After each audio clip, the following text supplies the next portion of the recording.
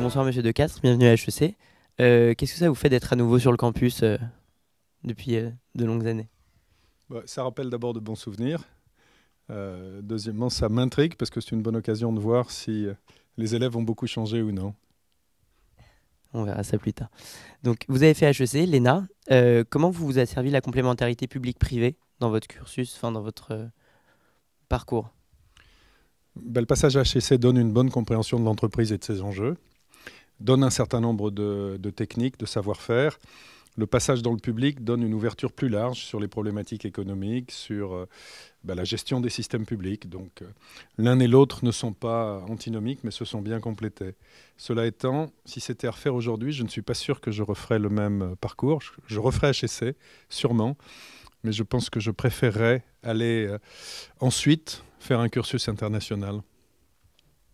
Donc justement, les problématiques économiques du fait de HEC, vous êtes PDG dans des plus grands groupes d'assurance mondiale.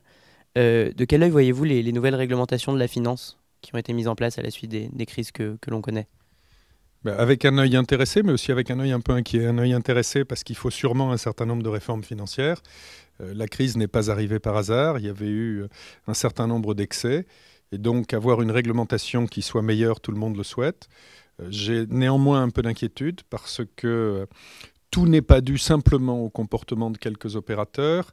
Et un excès de réglementation risque d'avoir un impact négatif sur la croissance économique et sur l'emploi, qui risque de se circonscrire à l'Europe si nous n'y prenons garde. Et l'Europe n'a pas besoin de ça. Elle a besoin de vraies réformes de structure.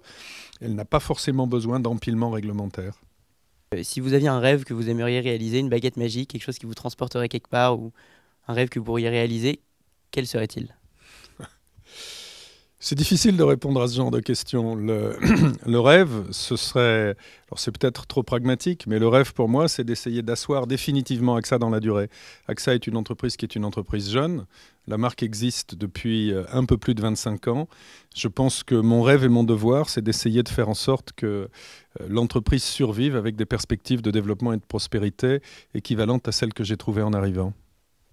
La devise d'HEC, c'est apprendre à oser. Pour vous, ça veut dire quoi? Ça veut dire qu'il y a dans cette devise, la devise de tout ce qui est pour moi la vie d'entreprise et l'entrepreneuriat. Ce qui est le plus difficile à trouver, c'est pas l'intelligence, c'est pas le savoir, c'est le courage de faire. Et le courage de faire avec les autres. Et cette devise, elle résume pour moi un peu cela. Merci beaucoup.